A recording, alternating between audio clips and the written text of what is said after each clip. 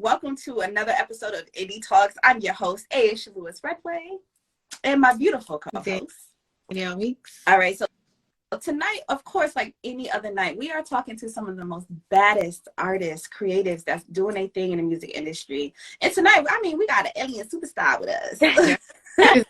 Period.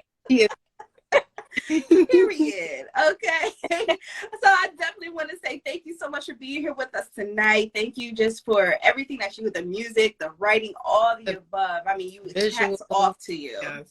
So much. Thank you guys for having me. This is exciting. It's fun. So of course. I do want to talk about the name because I know it's the most simplest question to ask, but I love this because, you know, we're in a Renaissance period as well, and things of that nature. And we wanted to you to kind of touch base in your name, and because, you know, backwards is spelled alien and things of that nature. But I want you to give that focus because you have such an amazing imagery and just style and uniqueness about you. So I kind of want you to kind of talk about how in relation to you and your creativity and your name. So yeah, Neila is alien spelled backwards, and the way that came about, so the alien concept and brand I've been doing since like high school. And my real name is something very, very bland and boring. And I was like, this is not, I love my mom and dad, but like they did not pick a name that was like given enough for me. I'm like, like it wasn't giving. It wasn't giving, Mom. Mom, I love you, but like it was not giving. The name didn't match the personality. I feel like it didn't match my personality. But as an artist, I think the coolest thing is that we get to like step into like our full selves as an artist. So we can, you know, change our name. We can like do whatever we want.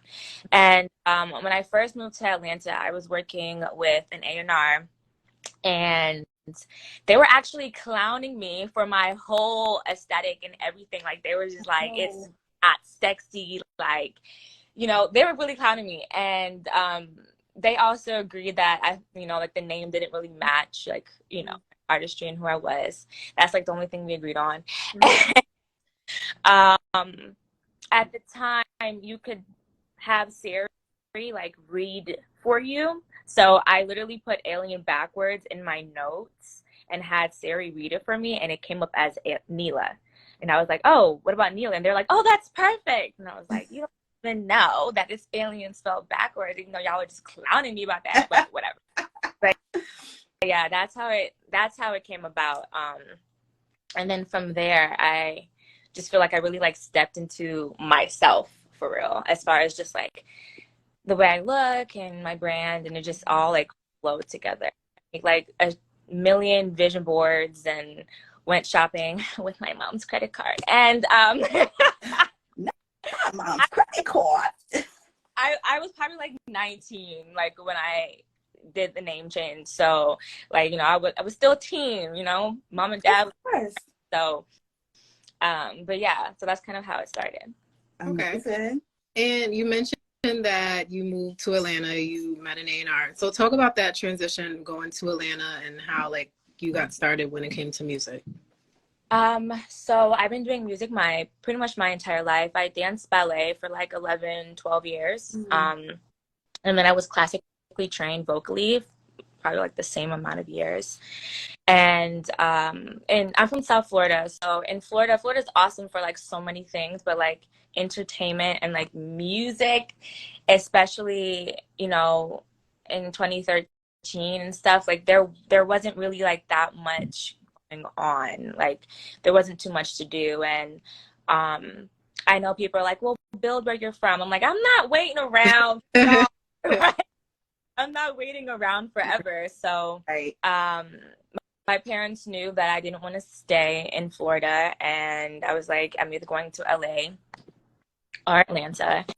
And I did my research, and I ended up picking Atlanta because it was closer to home. I could come back whenever I wanted to, and I also felt like Atlanta seemed to me, prior to me coming here, like a smaller pond. Like I feel like LA is like the ocean. Yeah. And Atlanta seemed like a smaller pond where like I would be able to like really, you know, create a foundation for myself and a team and all that kind of stuff. So I picked Atlanta, and then literally as soon as I moved here, like within a week, I ended up being reached out by the A&R I was speaking on, and even though that relationship didn't continue, past a year, like a whole bunch of stuff happened, which I'm not gonna tell somebody else's business, but a whole bunch but it was for the betterment for me, you know. And I ended up getting my first manager, and just everything kind of went crazy from there. But yeah, I'm sure it was like a learning experience. oh man, was it? I don't have any family in Atlanta. I have like my baby cousins, but other than that, I don't have any family in Atlanta, so it was extreme learning experience. But I felt like I had to be here. I was really young, and I just felt like I had to be here. I felt like there was nothing, like, you know, when you know, like spirit is like pushing you to like jump off the cliff, and you're like, oh, I don't have anybody here. Yeah. I know I have to go. So yeah, I left the summer before my junior year of college. And yeah, I just came. My parents helped me move. My parents are awesome. I'm going to mention them like 50 million more times because it's nothing. Parents, especially supportive parents. Oh my gosh, I wouldn't be anywhere without them. So that be the scariest part of the move, was just knowing that you was going to be away from your family, or knowing that you're transitioning to this new life, this career, jumping into your dream, turning it reality? At that time, it felt so right. And I'm so sorry. I live in the city. The police cars is going crazy. It's okay. We're used to that. We're from New York, so it's okay. Yes. I was like, girl, that's nothing. That's a doorbell knock. Like, listen, it's so loud too. But at that time, I honestly wasn't nervous, like, at all. I just felt like it was time for me to go. I felt so certain about it. I had a boyfriend at that time. I was like, peace out. I go. Like, I was so certain about it. I just knew that I had to go. I knew it was time. So I wasn't nervous. I think when I got here, and I ended up like staying for New Year's, so I'm like, oh, I have some new friends. It didn't really work out. I spent New Year's by myself. That's my first time ever spending New Year's alone. I bawled my eyes out. But even like those hard times, I knew that I had to be here. I knew that me going back to Florida wasn't going to aid in my growth. And then, so yeah, I don't know how to explain it. It was just like a feeling that like I knew I like, you know, you just, you know, you just knew it was time. Yeah. Okay. All right. Now talk about, because you have like a Caribbean background, you are Jamaican and Bajan. Talk about the importance of like having that influence in your music. Yes. So Impatient is actually the first song that I've done that has like any Caribbean-esque vibes. I think because I grew up listening to Caribbean music, I felt like, and I'm first generation American, so I was born here. I have zero to no accent. Like, I be putting on in front of my family, but like it's not and no, you know what I mean? Like the airways for real. So I just never wanted to mess it up. I think it came to doing Caribbean music because the majority of my music is more like pop, R&B. I like very like eclectic sounds. So I always say like me, Pharrell, Tyler Creator, Frank Ocean, Missy Elliott, Lucas, all come from like the same little cloth. Like, I like stuff like that. But I really wanted to just give it a try. And I met my producer, one of my producers, Ayana, and she produced, but she's also an artist, and she's Jamaican as well. And she does a lot of Caribbean music. And she actually helped me write this particular song. And yeah, a first song. I'm sorry? I said you did it so well. Thank you. I think it was like one of those things where you kind of hold yourself back, and it's just like, okay, it's time to go, jump off the cliff again. Like, it worked the first time, just jump off. And I was just like, you know, like, I am Caribbean, like, I'm first generation American. Everybody in my family has an accent. Like, that's what I grew up with. Like, I don't I think I have so much respect for it that I didn't want to mess it up, but it was stopping me from like utilizing such a big part of myself. So I was just like, what the hell? So I just did it. It came out No, great. definitely. Now, with songwriting, and obviously talking about, you know, being able to tie in, you know, your background into your music, I want you to kind of talk about the R&B, the pop infusion, in regards to the style in which you present out and your individuality that makes you stand out. So kind of talk about that infusion and what kind of gives you that, because honestly, the sound is amazing. I mean, we try to think about certain artists and see like, oh, that's different things. Like we think about Doja Cat and, you know, those artists that you just named that really kind of step out of that box. So talk about that infusion and you just kind of holding that for you and your individuality to help you in your creative work.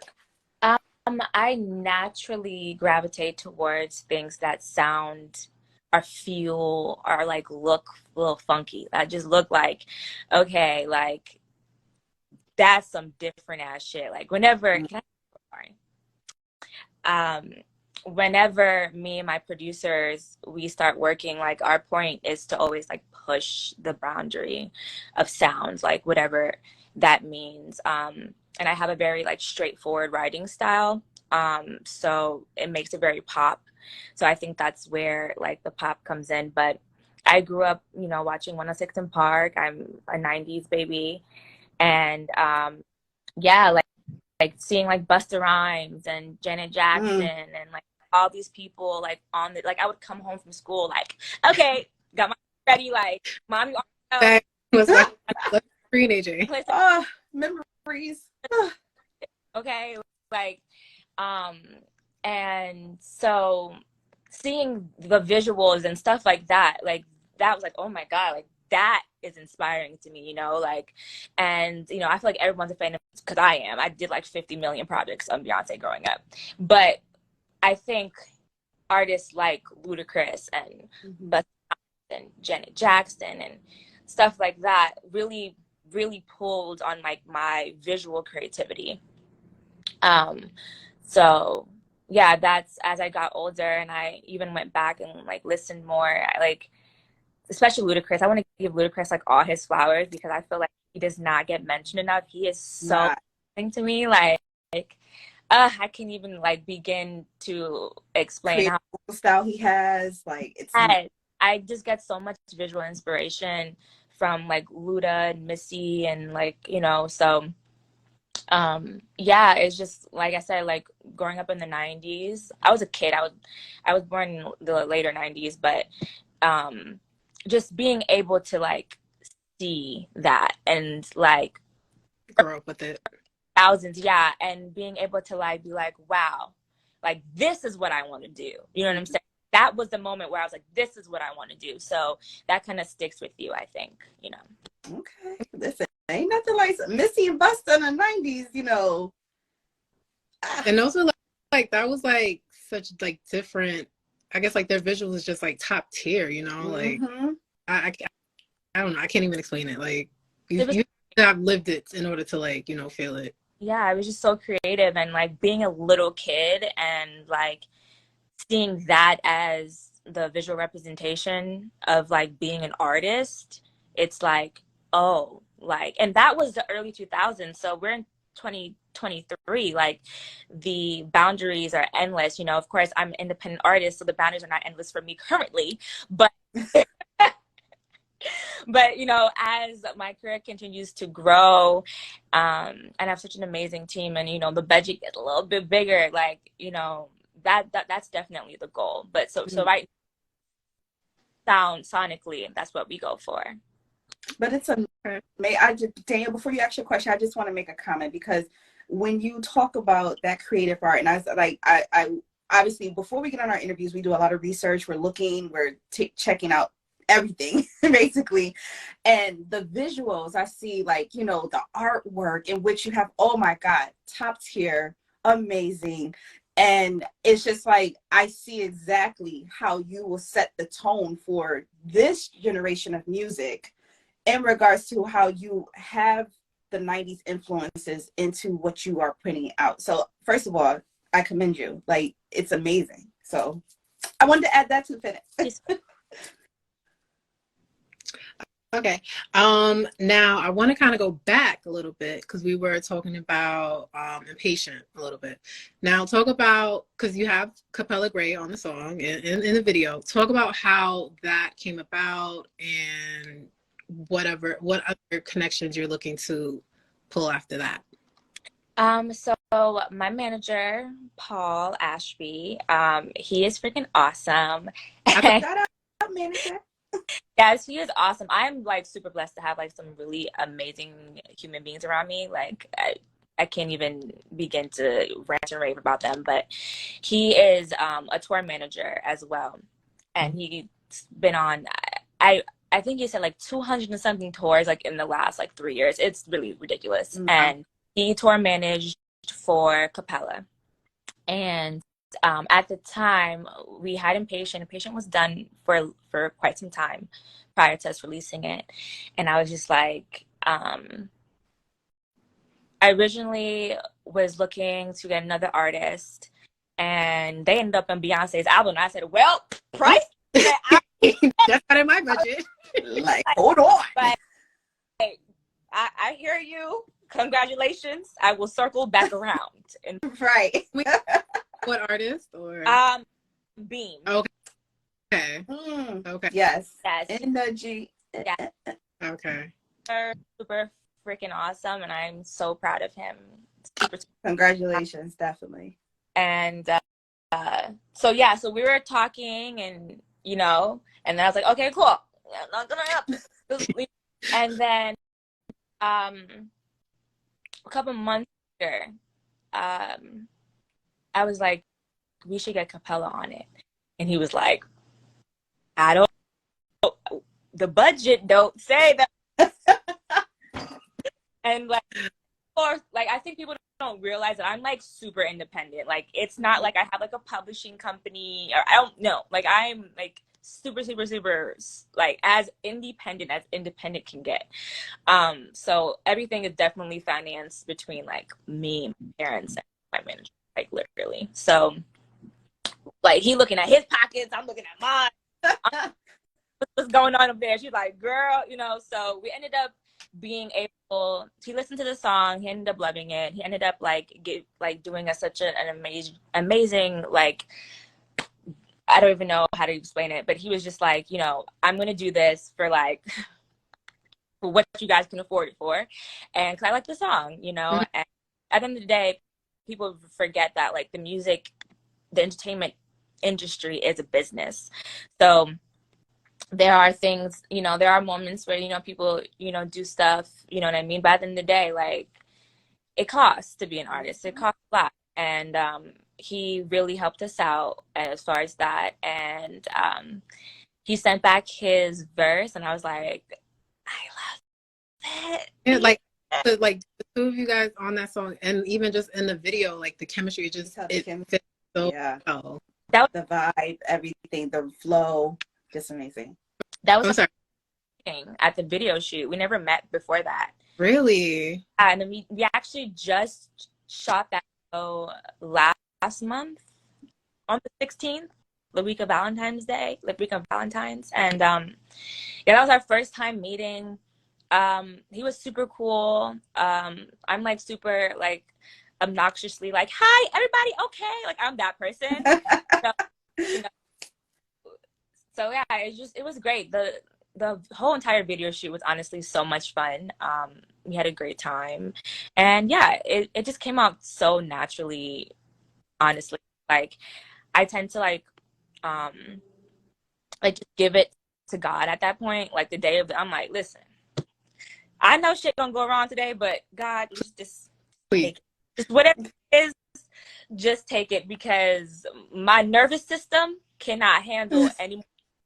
And it went great. Yeah, he's super awesome. Of Capella. Yeah, he's a great person. I'm really grateful. And now, speaking of that single, Impatient, that is actually the single off of the EP, the latest EP that you have, Bite Me. First of all, this EP is everything. I love it. The cat call, from that to all of just from start to finish, just amazing.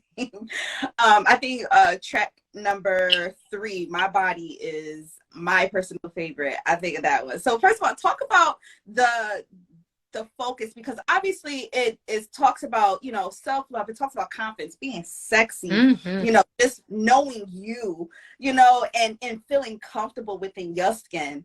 And this music that you give, it's just like, it just shows that dominance. So kind of talk about this project and what you really wanted your audience to kind of take away from this.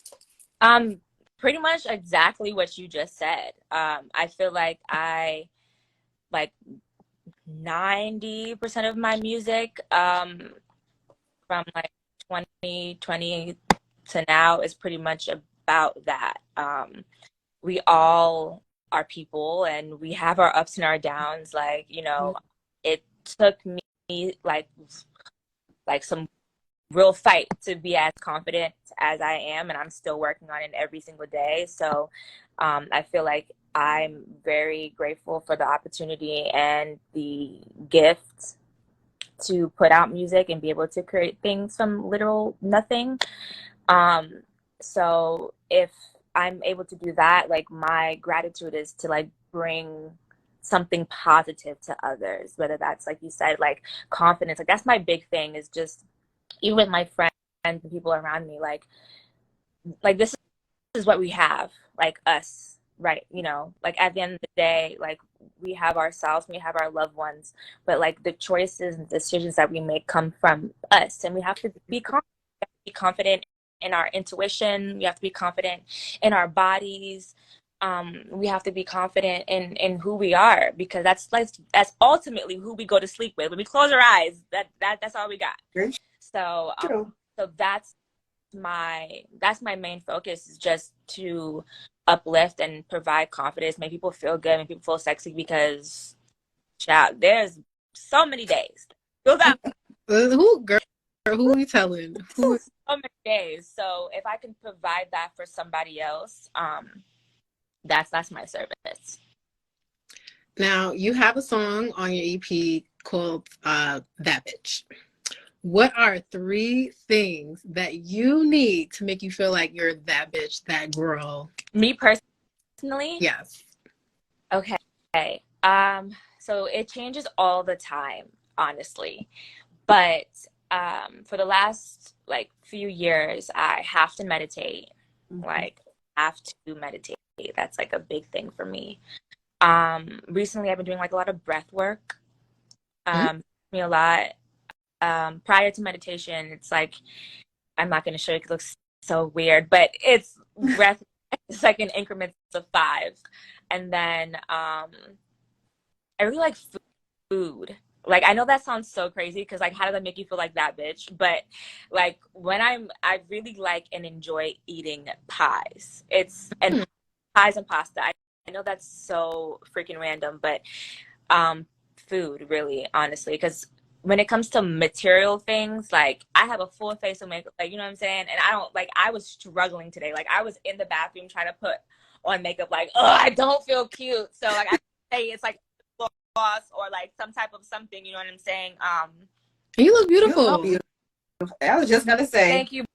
But like, you know what I mean? So that's why, like, I can't really give like material things that make me feel that way, because I can look just like this and still feel like shit. Oh my God. Like, you know? So it's like more internal thing. Yeah. So for me, it's more like internal, like meditation, prayer. I'm gonna say it again, I really like food. Like, everyone that knows me knows that pasta is my, like, what? If I'm pissed off, I'm about to get pasta and some type of pastry for sure. And it's going to make my entire day better, 100%. So, yeah. Oh, man. I was like, y'all talk about pies and pasta. There's a spot in LA, John and Vinny's, that I don't care how many times I go, I'm going to have it at least 5 times of me being in LA. And I'm making the reservation prior to me. Cleveland. Like, right. Like, I'm leaving the airport, dropping my bags off, and then going to John and Vinny's to get my pizza. Like, no. Well, we gotta take note of that. So next time we're in LA, I'm building. we gotta hit up John and Vinny's. Okay. The Kardashians had it on one of their episodes, and it's been packed ever since. And I'm just like, girls, why did y'all have to do that? Because now you're supposed to everybody know the spot. You're supposed to like keep stuff like that. But yeah. Amazing. So with everything that you have learned, obviously, one thing I've always talked about, you know, we always try to discuss on the show is that we talk about everyone's experiences, and you had these experiences. I'm quite sure there has been some ups and some downs. What would you say has been the most either positive or most negative experience that you have taken away from your journey? Ooh, okay. I'm going to start with probably the negative one and then go to the positive. Man, I'm going to give like an overall section. Gotcha. I'm trying to figure out how to say this and not sound like an asshole. Girl, just say it. Like, men in this industry suck. Like, when Lotto was talking about it, I was like, girl, you better speak. It's just, oh, yeah. It's like, I hate the word ick, but if I would use it, it's right now. Just that face, basically. Yeah, they just suck. Like, not all of them. Obviously, like, my manager is a male, and he's freaking amazing. Like, he turned my entire idea of what, like, males in this industry are around, honestly. But, yeah, I've had some really fricked up experiences. And I know a lot of other women who have had some really awful experiences, and the misogyny is just rampant. It's ridiculous. So, you know, not to like go into too much like detail, but that probably would be the worst experience over multiple experiences, but like the overall, you know, theme of the experiences. Then I think the highest point, and it's actually entertainment related, it's not necessarily music, because lately, like, I've been crossing off a lot of goals, which is like really, really awesome. But I did a Sprite commercial that aired at the BET Awards in 2020, I think, or 2019, and that was really cool. Seeing myself on TV was really awesome, because I was like, and then people like back home was like, oh shit, I just saw you on TV. I'm like, oh shit. You know, so that's cool. That was really awesome. But also outside of like that aspect, I feel like the people that I've came across, like I have a really awesome team. Like minus the bad people I've came across, like I've came across really awesome human beings. And I will always stress that my team is amazing. I have like some of the most talented people in the industry that just like work with me because they love me. And I'm just like, what? Like, what is that? So I'm very, very super blessed. And they work with a lot of other really like Flo Milli, like I can go down a list, like a lot of other amazing artists. And like they just always come back to Team Neila. So I love that for me. Love it.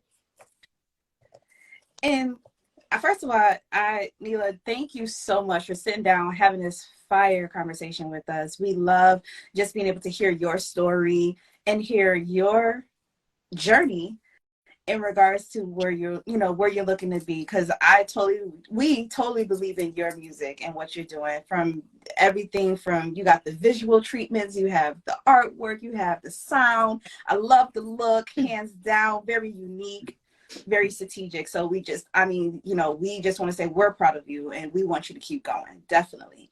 I'm sorry, Danielle, did you have a question? I had something. Sorry. My last question would be: you did a like a virtual concert for your EP. What's your sign? Mm-hmm. Can we expect something similar, or can we expect an actual tour for Bite Me? And that was such a beautiful concert that you did too. Definitely. Thank you. Yes. Okay. Like an actual. Is this like the first like a city tour? Are you like? Oh my God. Did we get the tea for that tour?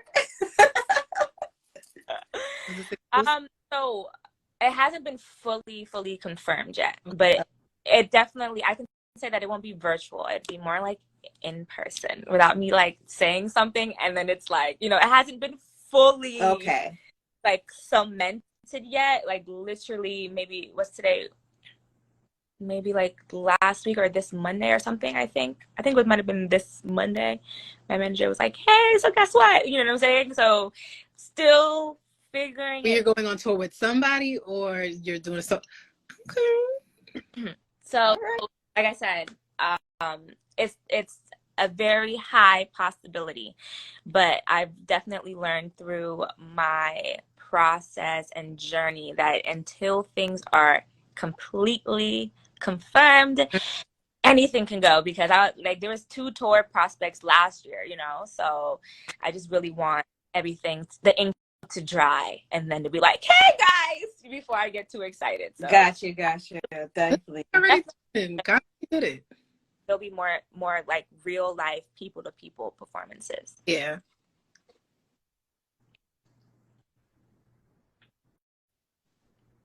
Oh wait, Aisha, your audio.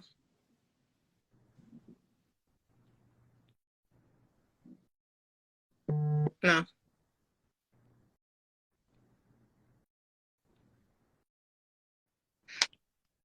Sorry. No, it's okay. Listen, social media, Instagram, everything be messing up. Always bugging out. Okay, there it goes. Can you hear me now? Yes, we can hear you. Okay, perfect. Oh, no. Can't hear you.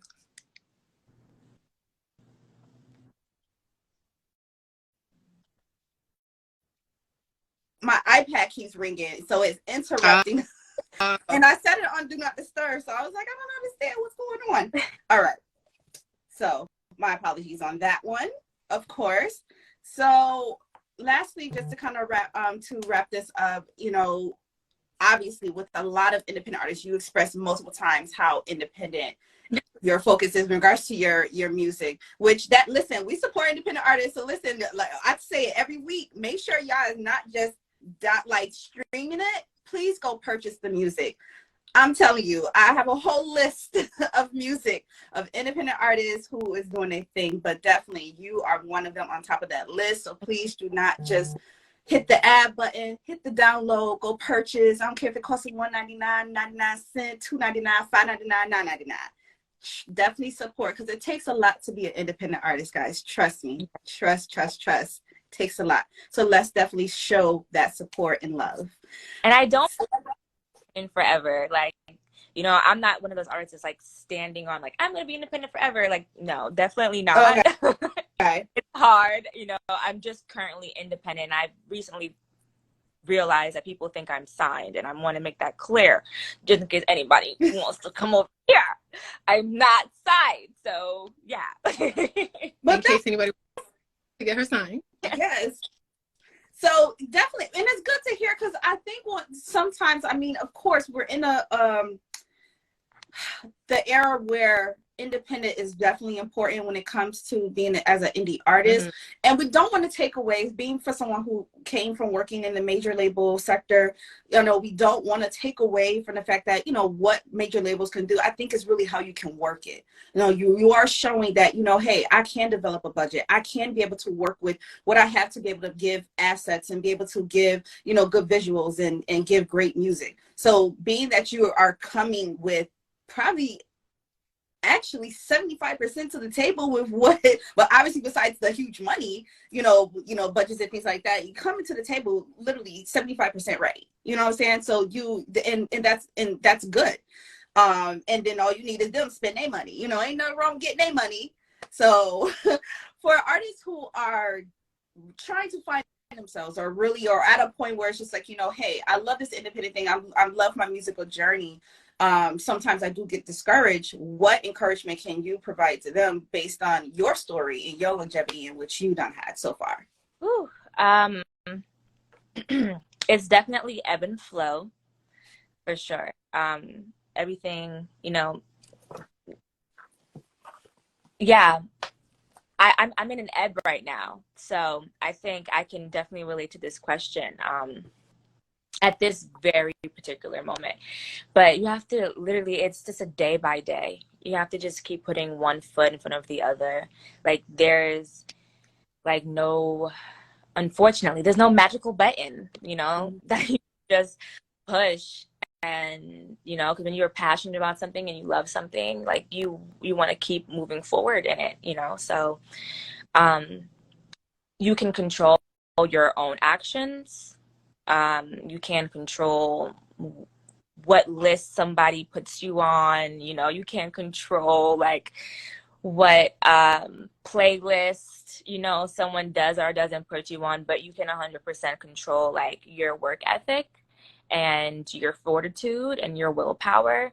And as long as you're able to get up every day, and I always say like just do this one thing, you know, get organized and just do one thing for your career at least, you know, and just put one foot in front of the other, because as long as you're, you know, putting one foot in front of the other, like you're still moving forward.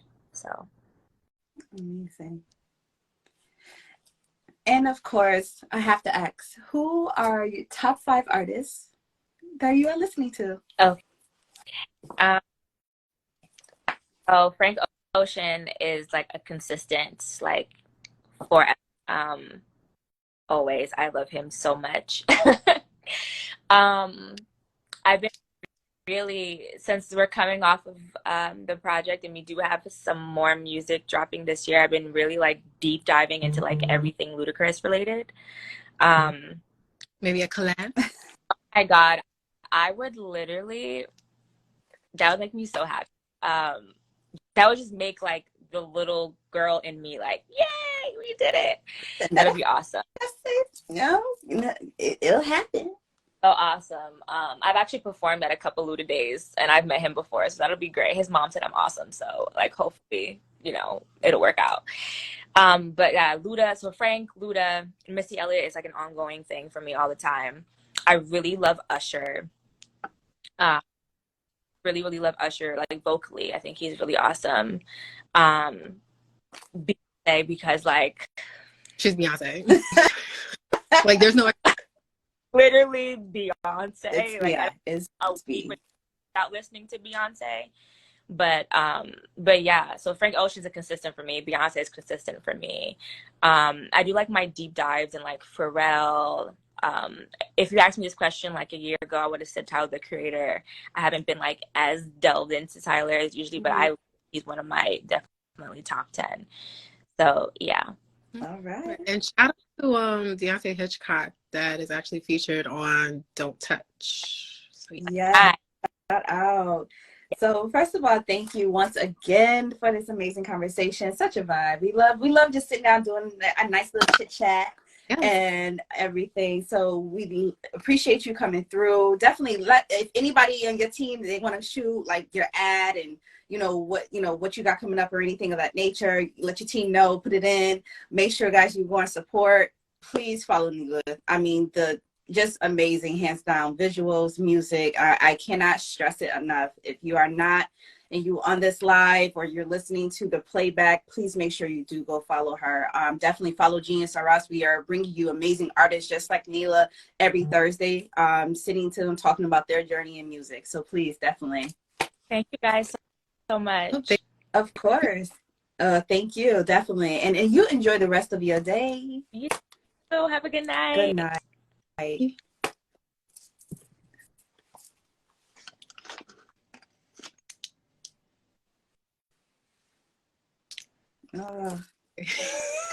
know it's always a Zoom. After we close out, I'm zoomed. It's always a Zoom. Oh my gosh. This was great. I loved her energy. Yeah. I can't wait for all like the success that she has coming forward. Definitely. Because it was really like I feel like it was the EP for the girls.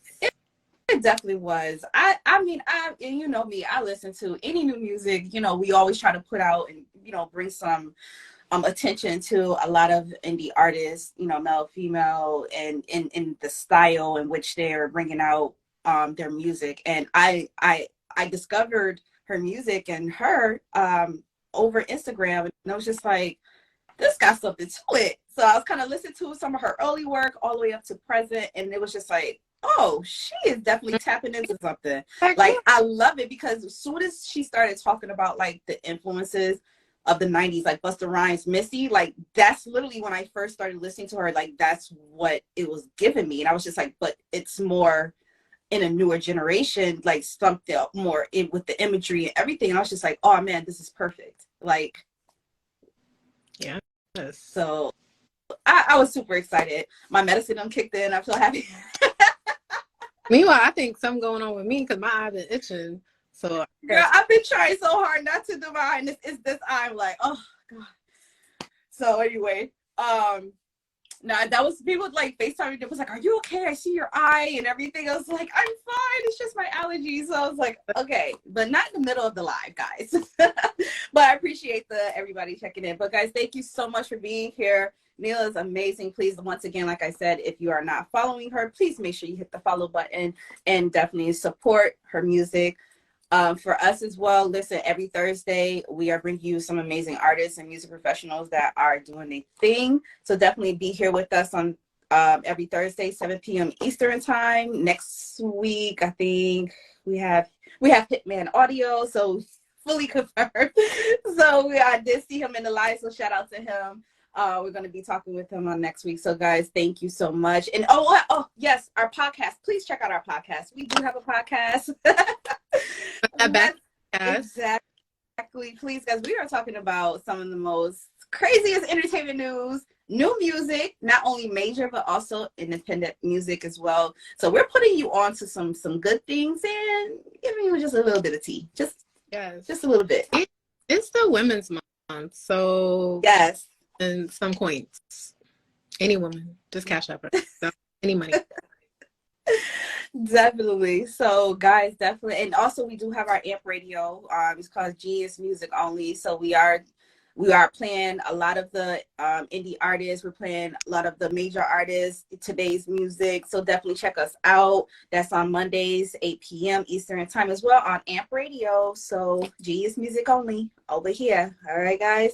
So guys, thank you so much for tuning in with us. Thank you for being with us through all the little hiccups, as always, that we go through.